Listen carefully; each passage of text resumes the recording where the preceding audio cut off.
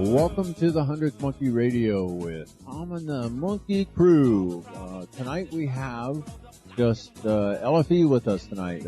Greg's off playing in the hot sun up here in the great Northwest. So. Enjoying the river today. Oh, yeah. I'll tell you what, today would have been a good day for it. It was hot.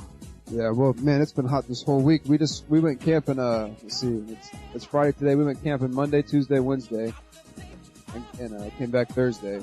And every single day was, beautiful blue skies from the time I woke up to the time I went to bed. And stars out. The moon was out. It was a full moon. I think, was it Wednesday night was a full moon?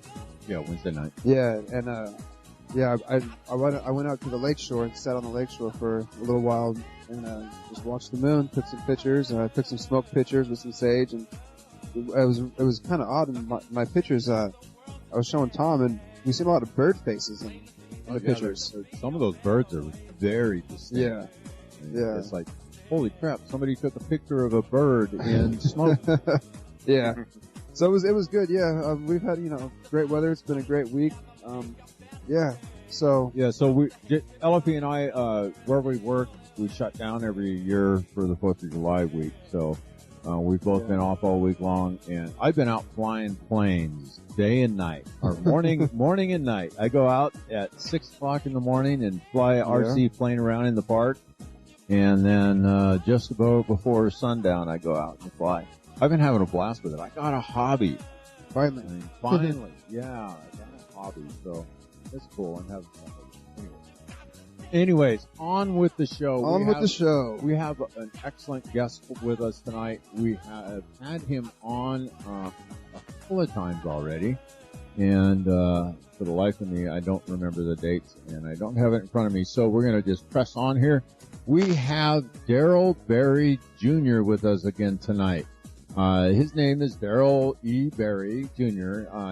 He's been a long-time practitioner, researcher, and observer of all things metaphysical, mystical, cutting edge, including the out-of-body experience or astral travel, extraterrestrial life, consciousness development, channeling, telepathy, spirituality, especially purely non-dualistic thoughts such as A Course in Miracles, as well as fourth density thought.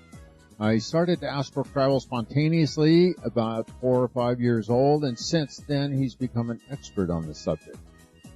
Through the decades, via the out-of-body experience, he's met the deceased, interacted with extraterrestrials, traveled through times, traversed outer space, glimpsed the non-physical substructure of the universe, and interacted with spiritual beings.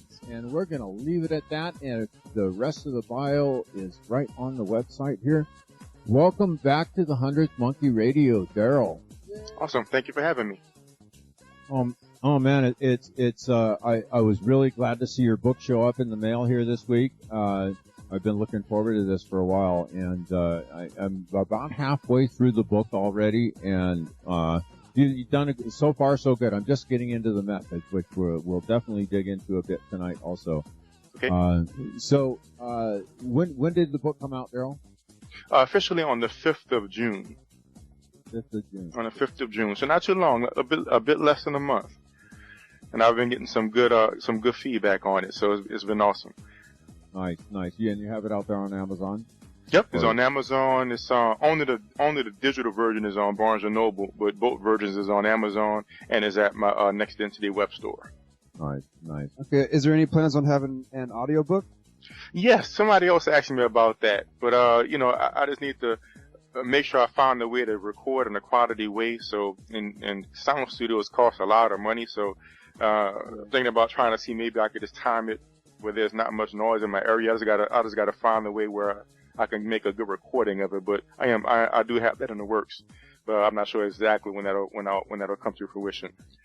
Oh yeah, there's nowadays with all the iPods and the iPads and the iPhones and Androids and all that stuff, everybody walks around with headphones in their ears now. That's right. So that's a great format to have it in. Yes, I need to do that faster. Then I need to go ahead and work on that. Yeah, but even though with the book, I borrowed it from Tom yesterday and I dug into it, and it's a great read. Just alone, and I can really visualize your experiences while I'm reading the book. So yeah, it's definitely a good read, and I'm hooked on it already. So awesome. So Yeah. the same day, or is the day after your book showed up? I haven't been able to project for, oh geez, I don't know how long now, quite a while. I've had a couple of spontaneous experiences, but not been able to actually project. But the day after your book showed up, this was Tuesday, I think. Laying on the couch in the evening, the sun's going down, and I just kind of fall asleep on the couch. And when I'm going into that hypnagogic state, that intense vibration came in, and I was like, oh, here we go. Wow. And I ended up in the doorway of my front bedroom. I have the guest bedroom. And I was right at the doorway, and I felt like a force field, an energetic force field that was keeping me from going into the room. I was pushing on it, and I felt resistance with it, and I felt it give to my touch, but as soon as I really started pushing on it, I was like, bam, right back in my body, the jerked into my body, and I was like, holy crap, what the hell was that? And I've had to walk into the room and look in that room. Next night, Wednesday night, same damn thing. Fell asleep on the couch again. So, I have a recliner couch. So I'm back on a recliner and fell asleep again. And right going into that hypnagogic state, boom, I'm right back at the same doorway. And this time I'm a little bit better prepared for it. So I push as I start pushing onto this force field, same exact force field, start pushing onto this energy wall, and it starts giving away, and it feels like it's hinged in one corner of the room. So as I'm pushing, it's kind of fanning across the room, and I get about a quarter of the way into the room, and boom, I'm back. I hit, it stopped, and boom, I was back in my body. Then the next night, and all of these are spontaneous, Darryl. I mean, none of these I went, I was watching TV and fell asleep. Is what happened. And anyways, the third night, I get in there and I'm much better prepared. I know what I'm going to feel. I can sense and feel this energy field. And I walk in and it's right where I left it the night before. And I start pushing it, and I'm able to push it all the way around into a corner, and it goes poof. And it's like, it got sucked out of the room. And there was left a circular aura. It was kind of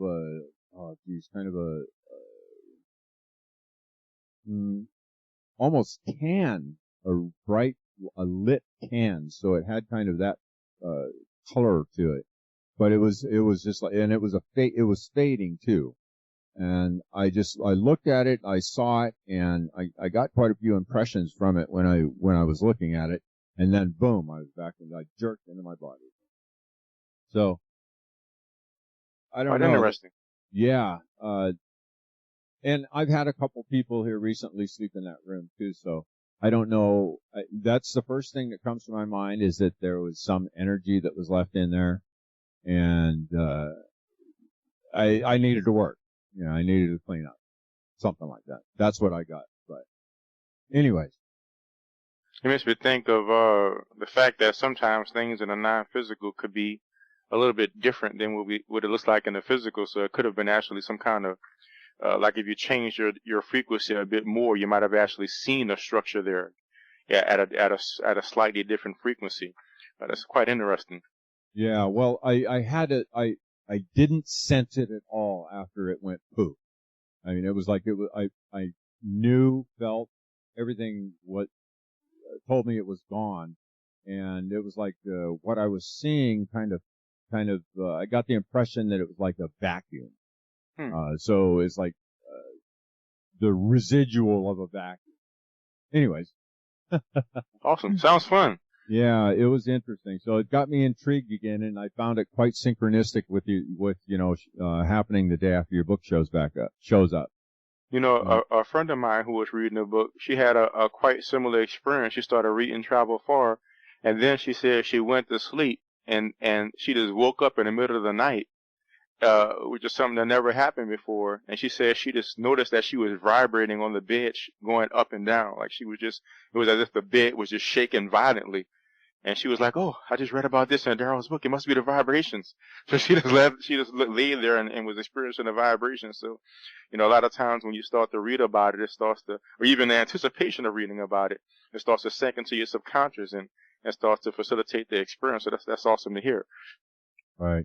So do you think that the energy out there is more conducive to being able to astral project now than any other time in history? You know what? I really don't think it's about that because, you know, I think it sort of ends up being a belief system where we're sort of subject to the external when that's not really the case. You know, I don't think, I think that the time period that we're in right now, there's a greater thrust towards this type of thinking, but that's because we're simply choosing it to be that way. So, you know, if a person really wants to do it, I think they can do it just as well in the past as they can now. But one of the reasons why it seems that way is because there was a period of time when stuff like out-of-body experiencing, it was so, it was so segmented in society. Like you have to go to some mystery school. You know, you heard about the ancient Egyptian mystery schools, and you have to, and of course they had these regimented things where they didn't just, you know, put it out like in a book. Right. You know, you it had was to behind the veils. Exactly. And you have to go through so many different initiations and learn this step or learn this stuff. So I think really because we were so fragmented in our own thinking, we fragmented the process and made it seem to be so hard. So, because then, you know, back in the day, I mean, most people couldn't even read in certain societies. So, you know, when you knew how to read, you was the wise one. You was the priest. You was the one who, you know, parceled out the information, and it was so slow. It was just part of our fragmented society. You know, I think the fact that it's more available right now is simply because we're starting to become more integrated as individually. And being that the world and society is simply a reflection of us as individuals, then, you know, we're starting to become more integrated as a society. And really the out-of-body experience and things like that is a function of integration, really. What do you say? The level of consciousness is greater. That's right. By our choice. Yeah. You know, really. Yeah, like, absolutely. you know. Absolutely. Yeah. So, Darryl, for those listeners out there who are going, Darryl Berry, I haven't listened to him before. Who is this guy? Would you give us that nutshell version of the bio? And if you guys want the full Monty on that, you can listen to the first show we did with him. And we went, we actually spent a good part of the first hour talking about your experiences as you were growing up. Certainly. In a nutshell, when I was about 4 or 5 years old, I happened to have an experience where I tried to get out of bed, but inadvertently left my body in the bed. And that was my first out-of-body experience, and it opened up my mind to the possibilities of different dimensions, which I really just accepted to be normal. And around that same period of time, I was seeing extraterrestrials, I was seeing gray alien beings on a regular basis. And ever since then, you know, I'm pretty much on a path to learning. Ever since I was a child, I used to be interested in breaking the cycle of birth and death and spiritual growth, and this set me on a very, very long path of learning and study, in which I investigated consciousness, the out-of-body travel, the extraterrestrial agenda, spiritual thought and progress, and it's really been the backdrop of my life, whatever I've done. And you know, over the decades, I've had several out-of-body experiences. I've read, I mean, so many books on it. And I condense that information into Travel Forward to help spread that information and share what I've learned. And then I plan on continuing with that, writing books on other things, on extraterrestrial experiences to help people make contact. Pretty much all the things I've been exploring, I'm starting to condense that into book form so I can help, you know, do my part in helping to facilitate the progress of the human race. Mm-hmm. So that's a nice little nutshell intro. Yeah, that definitely that is a good one. Yeah, absolutely. So let's, you know, in your book, I love the way you did this. You put the first half of the book is all set up as as the stories, the experiences that you've had, and a lot of the wisdom that you pulled out of those experiences. There's a couple in there that I found I found all of them fascinating. But are there any particular you wanted to? Yeah. Jake, I know you made some notes. Yeah. There's a couple. See, the first one is you were talking, or in your book you were saying that you became lucid while flying in formation, and you noticed this little girl being chased by a giant. That's right. And so, without giving the story away, how I'm seeing it is, or let's see, I'm trying to form this. When It's you were okay. there, We can talk about it. I mean, okay, go ahead. So where are these other dimensions exist? I mean, are they parallel with us? It seems like their time frames are a lot different than ours. But also, when we're in those other dimensions, like you went down, you saved the girl. You said that you went back periodically and checked on her, and you said that it could be kind of looked at as you were her guardian angel, or her spirit guide, or whatever you want to call it. So here in our reality, when we experience these angels that come to us and talk to us, could that be along the same lines as they're living another somewhat three-dimensional life, but they have they're projecting out of their primary state of reality. Yes. Very often. Yes. Matter of fact, almost every single person I'm aware of who learned to get out of body frequently, or habitually got out of body frequently, at some point they're asked to, or they fall into helping other people. It just happens. So, a lot of people, like for instance, the people who've recently died, the way it works based upon my understanding and research, I only really did that with my grandmother that I remember, helping somebody who passed on. But some of these people, they're so closed off and so unaware of what's going on that basically when you're still attached to a physical body, there's a certain indicator in your vibrations. And sometimes these people can't even see these discarnate non-physical beings. So some of these people who die, the only way they can be reached is for somebody who's traveling out of body to interact with them, because they can't see anybody else because it's too foreign from what they know. So definitely a certain amount, of course not all, but definitely a certain amount of people who experience being helped by a guardian angel or a spirit guide or an imaginary friend or an invisible helper. A lot of the times it happens to be a person who's actually traveling in an out-of-body experience. And, because it helps everybody, from that perspective, really it's like a tapestry. It's like a interwoven tapestry where everyone is helping everyone all the time. Sometimes the student is the teacher at that moment, and sometimes the teacher is the student at that moment getting help from somebody who's more advanced, and everyone is just helping everybody. So, there's some instances where people are specifically, called into duty. Please help us get this person because nobody else can get this person out. So, in this regard, it's just, when I saw her, because, you read about my experiences a bit earlier when I was talking about being chased by Freddy and so forth, my terror of the threshold on page 22. So, I experienced that. So when I saw that little girl being chased, that's what came to mind. It was like, oh no. Right. I'm not going. No, right. I'm not going to let it happen. So, I went down and helped the little girl. And as far as where the dimension was, I mean, there's different ways to look at it. Ultimately, everything is in the same place anyway. So one way to look at it is basically in the same space as the physical universe, but at a different frequency level, at a different dimensional scale. Like, in the physical world, we go from like our gross physical body, and then we go to the cellular level, the atomic level, subatomic level, and when you go finer and finer and finer, eventually you get to the level of the non-physical. So there's a sort of gradient between the physical and the non-physical. The medium between that gradient, most people call the etheric body or the pranic body. like the sort of gradient between the physical and the non-physical. And so when you go into that level of existence, that's the levels where we exist at in the non-physical body. And so that's pretty much a lot of people call the astral realm or the non-physical realm. That's where she was at. And it's simply based upon the fact that really everybody goes out of body normally.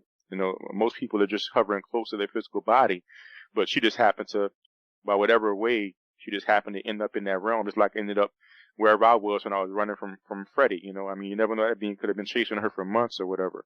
And when I took her back to her body, we was in her actual physical room, and I just took her in, and I guess by manner of intent, you know, we ended up in the room, and I was able to just use intent to go back to where she was, to where her body was. So when I brought her back to her body, I was literally in her room. I was able to bring her back to her body, and watch her get back in it. So it was a very interesting experience.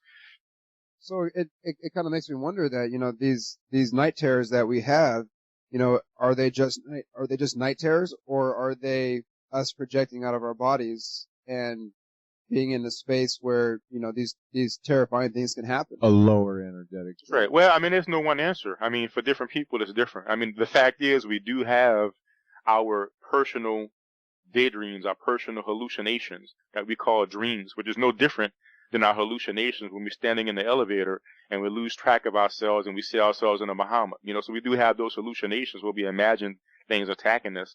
And we also have those experiences where there's an actual non-physical being and you're out of body in the non-physical realm. And I would say the way to really, for my experience, to determine which is which is how real it feels. You know, like when you're in the elevator and you're daydreaming, you know, even though you're caught up in it at the moment, when you come out of your daydream, you know, you get to your floor and the bell rings, ding, and the door opens, and it's very clear that was a daydream. You know, there was no doubt in your mind you were just hallucinating. You know, you wasn't really in the Bahamas. So when we wake up from things like that, usually we could recognize that was a dream, you know. But if you wake up from something and you're like, wow, it felt like I was really there and I was terrified and I could feel myself running, you probably were out of body. You were probably having an out of body experience and interacting with a negative entity or an entity that just, you know, gets their thrills from terrifying people who are out of body unconsciously. So it could be either one. It could also be a mixture. I mean, you could be out of body and something could be chasing you, and you could be projecting your own thoughts and ideas onto it as well. And you know, as well as it being something positive. I mean, how often have people? I mean, I had that experience myself. You know, I even asked for the extraterrestrials to come. You know, when that craft started coming down, I was terrified. You know, Right. so I was projecting my own fear onto the craft. So I mean, sometimes we could think something is terrible, and really it's just some person that's on the other side saying, "Dude, what's wrong with you?" You know what I'm saying? Yeah. Ah, you know, and you're running and screaming your head off. You know, so it could be one of either of those things. Well, you know, it also brings to mind, you know, fear, and you know, you're also describing being in a city by a mob of people, you know, and Yes. you're scared and you ran and you jumped off a bridge, or you seen your plate down in the water below, I think. And That's right. So when I first read that, I was thinking, well, what would have happened if he didn't jump? What would have happened if he let the crowd overtake him? You know, I you know, you can feel pain in the non-physical. I've never felt it myself, but I read about it enough, probably because I usually avoid stuff like that. Right. So if I'd have stayed there, no doubt, I probably would have got beat up, and I might have felt some physical feeling discomfort, and also fail-safe can kick in. So there's been several times, you know, like that time that this made it into the book with those demon-looking beings that was pummeling me with those sticks. You know, I didn't feel pain, but I definitely felt the thrust. I definitely felt the impact, right? And it was pummeling me around, and it was like something was really hitting me, and I could feel it, but I just didn't feel any physical pain. So, you know, based upon my experience with actually getting caught and getting beat up when I did, they probably would just beat me up really bad. I may or may not have felt pain with it, and at some point, fail-safe would have kicked in, and I'd have just got sucked back into my body. But at that time, I mean, that was one of my very early experiences, and I didn't want anything to do with that. So Yeah, once I saw yeah. them, You I know, was and gone, I you know? find myself in dreams where, you know, I'm in those kind of situations, and it's like I have, like Matrix-like reflexes, where somebody's trying to hit me and I'm like, no, you're not going to hit me, and I just, it's odd, but I know exactly what you're saying. When you do get caught, you can feel the impact, but it's not like the actual physical feeling of pain. It's just like the impression, I guess. But it also makes me wonder is that, if there are these other entities, can they, imprint something on us by beating us up in that realm, or, by overtaking our dreams and, putting something on us or touching us or anything like that? Well, I mean, in my experience, no, because in the end, like for instance, I ended up in that realm. I must have been thinking something, or I put myself in that place with my own thinking of vibrations or whatever. So ultimately, no one and nothing could put anything on us. All we can do is allow into our frequency what matches our own frequency. Yeah. So I mean, uh, uh, there was a period of time where, I started to go out and look for these beings, because I guess it was sort of like a proving ground for me, and sort of like kind of like you get bullied in school, and finally you get the nerve to go punch the bully in the nose to make sure he leaves you alone, So, it was kind of like a phase from that. But once I really had no more fear, and once I really was confident in my ability to defend myself in the non-physical, I rarely, if ever, ran into things like that haphazardly. And if I did, all you have to do is just fly up. Because what I found is, that's one of my, when I say I noticed the substructure of the universe, that's one of the things I noticed, is that the non-physical is built like a honeycomb in my experience, in my observation. I haven't seen anybody else kind of describe it that way, but like several times I went to these non-physical realms and I've flown in one direction, and then suddenly you would just end up in a different area. You're in a city like place, you just keep flying in one direction, and suddenly you're like in some winter location. You're like, where did the change happen? Because you look to the left where you just came from, and you see an endless, ice zone. But then you fly in that direction again, and suddenly you're back in the city. And what I started to do was I started to go back and forth to find out where the change happened. And I would find this wall of energy, this wall of inert, colorless. When I say colorless, I mean like sort of grayish, like, it wasn't very distinct, very bland energy. And sometimes it'll be paper thin, sometimes it'll be so thick that I thought I might get lost in it. Even though it was only several feet, but when you're inside of it, you can't see any end to it. I mean, it's almost as if it's endless, but of course you just, go to the side again and you exit it. So, what I found is, well, it's the same way going up.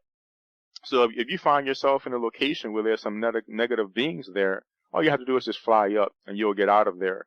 But again, as a kid, I didn't know that at the time. I was like, it felt so physical that I was just running, and I happened to see my body over the side of the bridge. But, but if you ever in a situation like that, all you have to do is just fly up. But in my experience, there's no permanent damage. And that's why a lot of those experiences, you'll notice at the end, I say, I made it back no worse for wear, And that's what that was about, because I didn't really know. So, I would just, when I got into a situation where I thought I might have really been able to get hurt, and I just get back in and I examine myself, and I'm like, okay, no worse for wear. It didn't damage me. So in my experience, there's really there's no damage now. Yeah. I've talked to people that had things that hurt them, that they say hurt them. Like non-physical entities that zap the energy and stuff like that. But of course, it's experience in the physical with, people that drain your energy. So there's non-physical beings apparently out there that do that. And I got visited by one. You're probably not going to read about it until a little bit later in the technique section. I mentioned it in the energy working section. But there's this group of people who they consider themselves to be vampires. Like, according to them, the original mythos of the vampire is people going out of body and stealing your energy.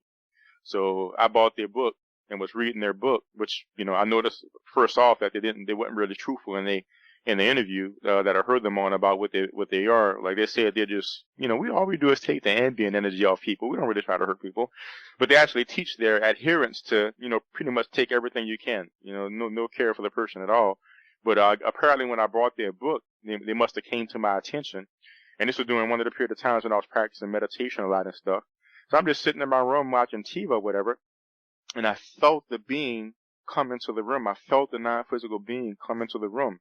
And when you're real sensitive to this stuff, I mean, it feels like a physical person just walked in. You just can't see him.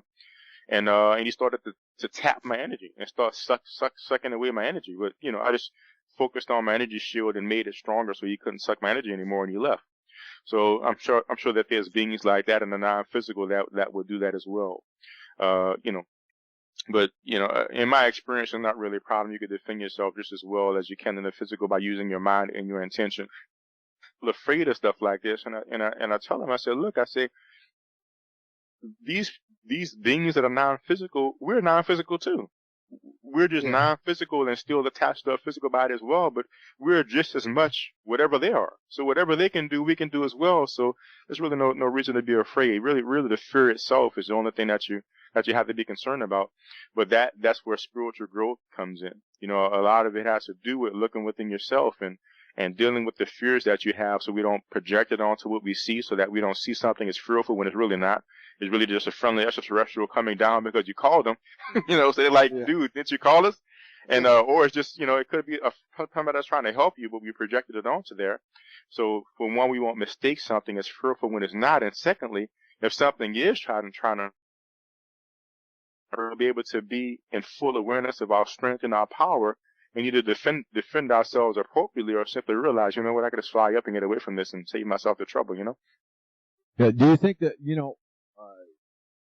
I think part of the prerequisite for being a regular out-of-body traveler is to have yourself in a place where you're not going to be affected by that sort of thing out there. I'll say yes, definitely, because inevitably, that fear you will project something, or you will match the vibrations of something that you will learn really fast. Exactly. So you'll either be in a position where this is too fearful and leave it alone, or let me find some way to get over this. And that's why they called it the terror of the threshold. That's why I named it the terror of the threshold, because back in the mystical days when you have to go through all the initiations, that was pretty much seen as like you said, a prerequisite, but it was seen more like some kind of universal prerequisite, as if some kind of authoritarian non-physical thing is ordaining that this is so. I don't think that's the case.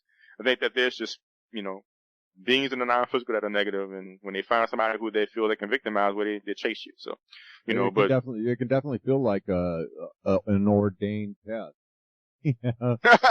Depending on how on your personal experiences going through that threshold, but right. You're always met with your fears. I guess that's the way to describe it. That's right. Basically, because it's such a thought responsive environment. We have those same fears here, but the physical world, because of the way we believe it to be, because really the physical world is just as malleable as that world, but because of but that'll be a long discussion. But suffice it to say that we decide to make this world seem less malleable, so we can believe it's real, so we can believe our individuality is real. And the other side of that is we allow ourselves to experience these other realms as more malleable. But since they're so malleable and thought responsive, you can very readily manifest your fears, and run into it, But it's the same. Like it's the same thing that really happens here. When we see somebody, sometimes you can tell somebody something and you don't mean anything negative by it, but they take offense and treat you as if you were trying to tell them off, and you're like, I was just telling you your hair look nice, But they thought their hair didn't look nice, so they thought you was making fun of them, And it's the same thing. It's the projection. It's just that in the non-physical, that projection can take either a projected form of yourself, or you could just run into a being that actually matches what you fear inside, Yeah. So, another question about Desert World. Okay. So, in your experience, you were there for quite a while. Yeah, about 7 days. And the longer you were there for, the more it felt like this reality, the one that we're occupying right now, was the dream, and Definitely. that was real life. No, and I've personally had dreams where they seem like they last, anywhere from a week to a month long, and I just can't believe how long it's going for, and just like you said, it feels, or it seems more real than anything else is. So what I'm curious, when you were there in the desert world, you were living a life, That's right. and I'm sure it wasn't the same life as Darryl Berry. I'm sure you had a name, you had other things, that could have came with that. But I guess what I'm asking is that, so could it kind of be seen as, like there's an overall you or your oversoul, right? And your point of consciousness right now is Darryl Berry. But for those 7-day periods, your point of consciousness shifted from Darryl Berry to whoever that, a different projection of your oversoul into a different reality. Now, in that, I don't remember Desert World completely. Were you in your own body? Did you manifest as your own body on that world, or were you in another body? I remember looking how I look now. I mean, how I looked in as a kid. Basically I just woke up and I looked like I looked. I was just in a totally different world, as if I just suddenly got transplanted to a different world. And and I can't really say for sure if I went there or if my consciousness shifted to another self that's still there now. One thing I've learned from my research into like purely non-dualistic thought and mind is that consciousness can split. So you've heard stories, I'm sure, of people who, one of the things that people do to try to discredit the idea of other lifetimes is they say, well, several people have said they were Cleopatra, so obviously they can't all be Cleopatra, so obviously that must not be real, that must not be valid as a flight of fancy. But the fact is, you can. Sometimes a consciousness will split so that the consciousness that was Cleopatra, the consciousness that was, it doesn't have to be some famous person, the consciousness that was, the janitor or whatever, splits. So 2 different lifetimes can end up having the same past lifetime. So it could have been a situation where that was me because I felt like me. It's not like I felt myself to be a different person, a totally different person. It was like I was me. I was the person, the core person I am, but I was just in a totally different set of circumstances, but by day 3 or 4, that was my circumstance. I forgot about this world like we forget about our dreams. If you think about, you probably can't remember what you dreamt a few nights ago. That's how it was. It was like I totally forgot about this world. And then when I woke back up in this world, it was the same thing. It was like, and for the first day, I never forget because, I thought 7 days literally went by when I woke up. So I'm looking for my mom and dad thinking, oh my gosh, they're going crazy thinking I'm missing. And they're like, get ready for school in an hour, So it was like, right. Oh my gosh, that happened in one night. Yeah. And I didn't really feel like I felt like the core me, but the personality structure. Like my name and the fact that I go to school and what my grades were and the things I do and my habits. All that stuff was foreign. So I knew it was almost as if I was in a body and it was sort of like RAM, like, RAM in a computer. Like there was a random access memory where I can access, okay, that's mom and her name is, and this is school, but it didn't really seem real. It seemed more like I was just going through the motions trying to make sure people didn't think I was strange, because it probably would have felt weird to say, hey, I'm not really from this universe. So I just went through the motions, and then, as time went on, the RAM started to become me. It started to reinitialize, and then after about 3 or 4 days, it was me again, and this was my lifetime again. But, what I think is the real, meaning of such an experience from the spiritual perspective is the fact that none of this is real. In other words, just like how I can be in that universe and that be my reality and this be the dream. And now I can be in this universe and this be my reality and that be the dream. Both of them are still the dream. Both of them are still illusory. Right. So, and that's where purely non-dualistic thought comes in, where you start to learn to awaken from all dreams entirely. But within the dream, all dreams are equally valid. And I've come across this so many times. Like I was, one of my friends who's an out-of-body explorer as well, he's reading Travel Far. And he got to that part. He was like, man, because, he didn't realize, like you said, there's a lot of experience. We talk about experiences, but there's so many we didn't talk about. He was like, man, I had an experience just like that. And what he said was, he went to sleep one night and he woke up in an insane asylum, but it was in a different world. but he was in an insane asylum. And I mean the full hardcore insane asylum with the straight jacket with his arms wrapped behind his back. Rubber walls. Yeah, and the whole deal. And he was there for I don't know how long, and then either he decided or one of the auditors came in and was like, "What, you want your medicine so you can go back to your little fantasy world?" He was like, "Yeah." And when he went into his fantasy world, he woke up back here. Wow. So, so this happens more. I mean, if you go out of body enough, things like this just happens, man. It just happens, And like I said, at the time, I was going out of body. It was just a regular thing. That's just the way it was. So, in my experience, if you go out of body enough, you'll start to experience in these different worlds. Matter of fact, Robert Monroe. Remember, he I don't know if you read his books, but he had an experience where he went into this place called Locale 3. And it was like a different world, that he lived in, and it seemed like a different self in a parallel universe. So you got a body enough, man, this happens. So, like you said, is that person still there now? Is it still going on? Did my consciousness shift? I don't really know, but I know when I was there, it was just as real of a universe and a world as this is right now. What about time? I mean, like, have you projected in time? Oh, definitely. Like, I went into the past and explored an alternate childhood of mine. Went into the future, I did spontaneously that time. And I saw where I was going to live. I looked out from my future eyes. So in my experience, it's just like a chessboard. Like if you look at a chessboard, there's all these different squares.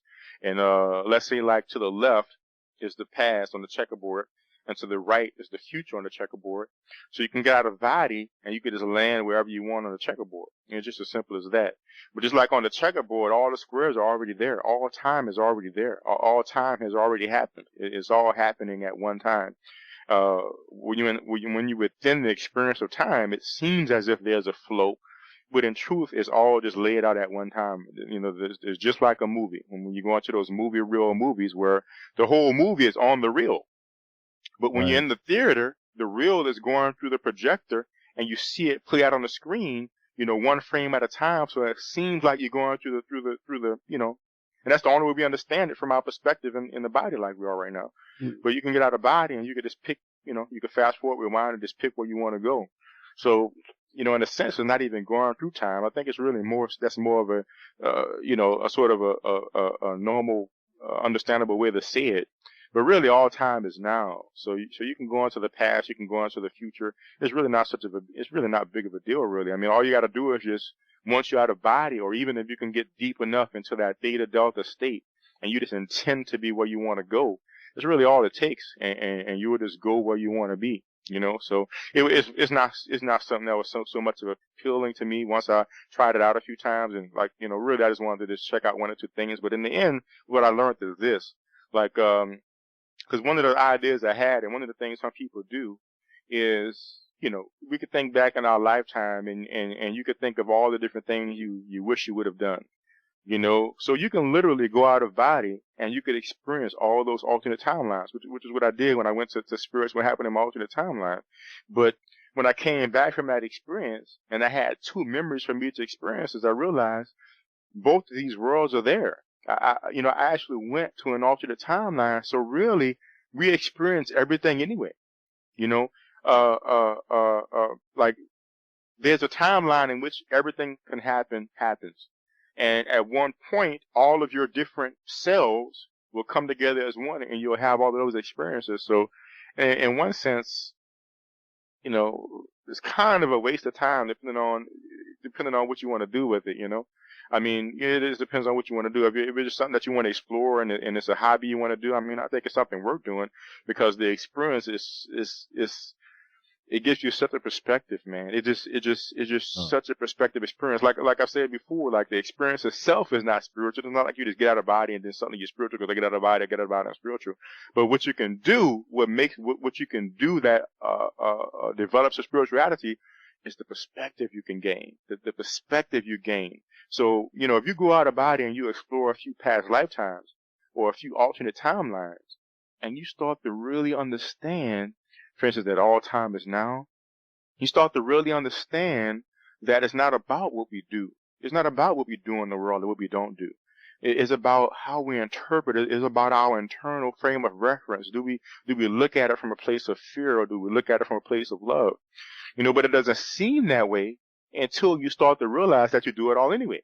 A lot of people have a lot of regret because they believe this is their only lifetime, and this is all there is to it. I messed up. I just lost that opportunity.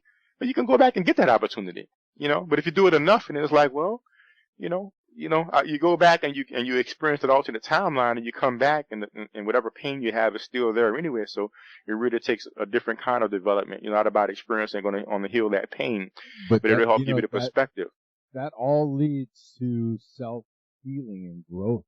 That's right. Yeah, I mean, it brings back such benefit. That's right. What the most poignant and just jaw-dropping realization moment I had out of out-of-body states was the very first conscious intentional projection.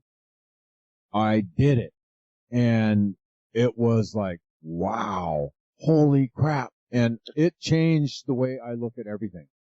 Exactly. I mean, it opened up, it brought it to that state of knowing. That's right. Absolute knowing. And I'd have to say, initially I went through a very intense state of being with it too, so it was part of me completely, without a shadow of doubt. But it's like riding a bike, or doing something that you forget, and then trying to pick it back up. Riding that bike after 50 years, throwing a frisbee after a week. For me, you just don't have it, so it slips away.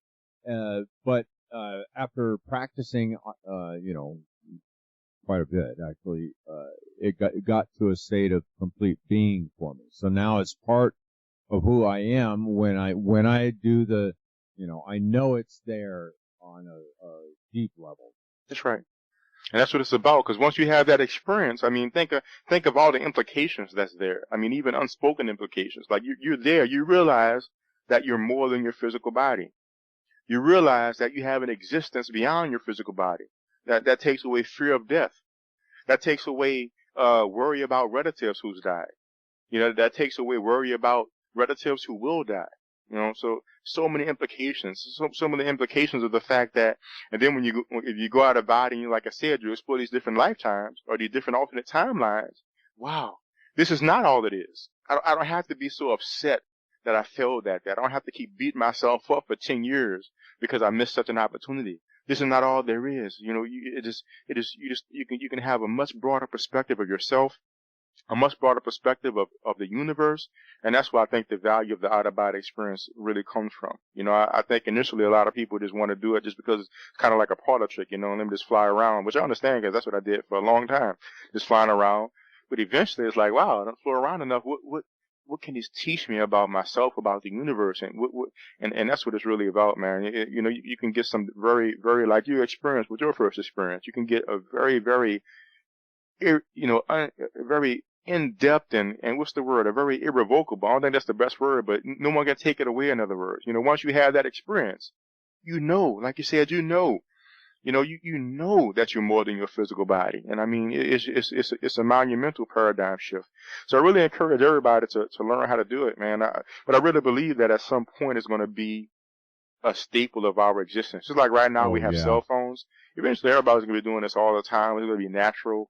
And we're going to be finished, and people do it now, but eventually it'll be more common. Hey, I'm kind of sleepy. Let's finish our conversation in the out-of-body state. Okay.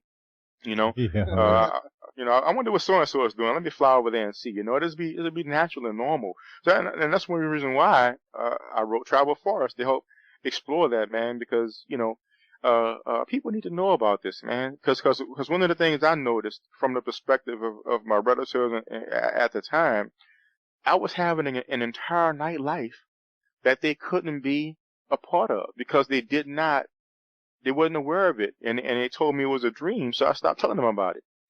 But I was having an entire nightlife. So many people, a good example is that little girl. That's why I mentioned, some people might think I was her imaginary friend, because if she happened to tell her parents, at that time, probably they wouldn't have believed her. But I mean, but imagine if they would have. Imagine the depth. I mean, that could be a very bonding experience. That's another aspect of my life. So you need to know about this. You need to know about this for you. You need to know about this for your spouse.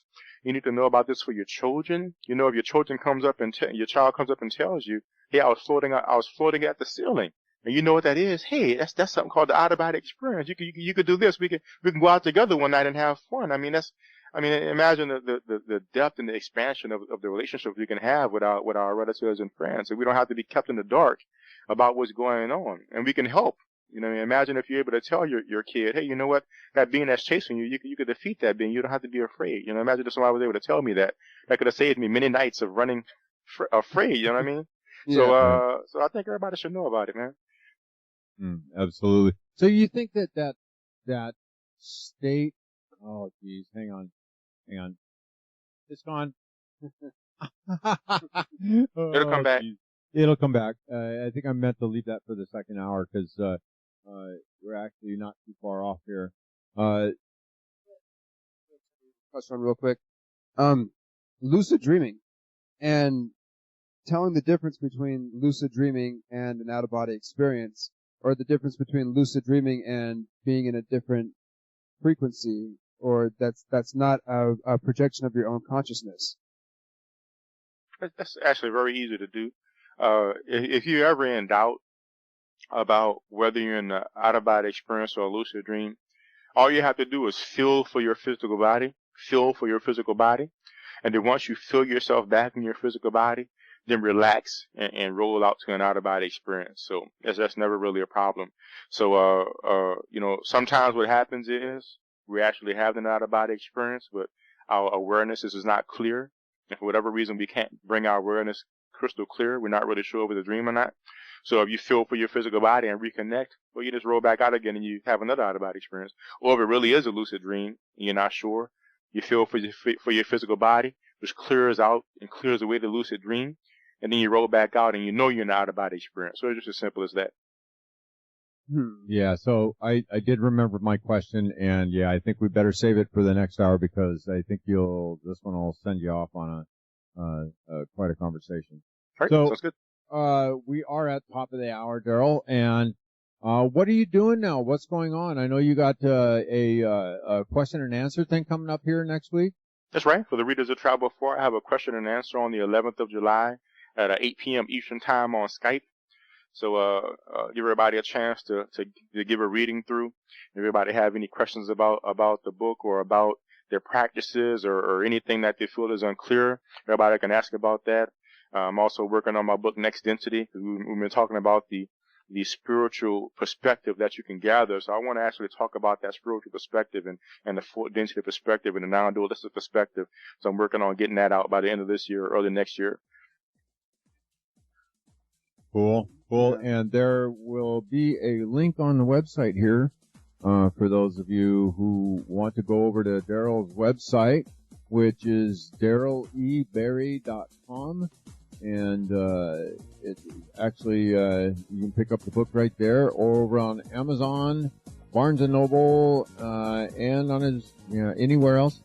Amazon, Barnes and Noble, and at the Next Density web store at nextdensity.com. Nextdensity.com. That's right. I forgot you had that second website thing. All right, guys.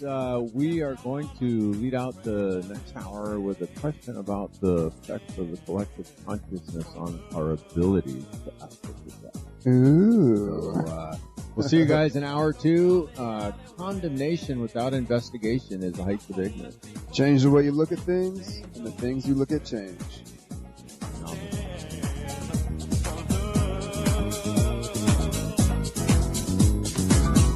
Solve the problems that divide the world of black and white. To end the racism, you know we've got to fight. So we must stand for love.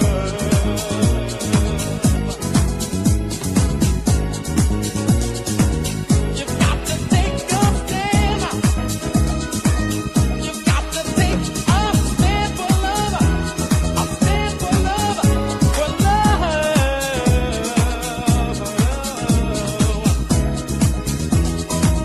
You've got to take a stand.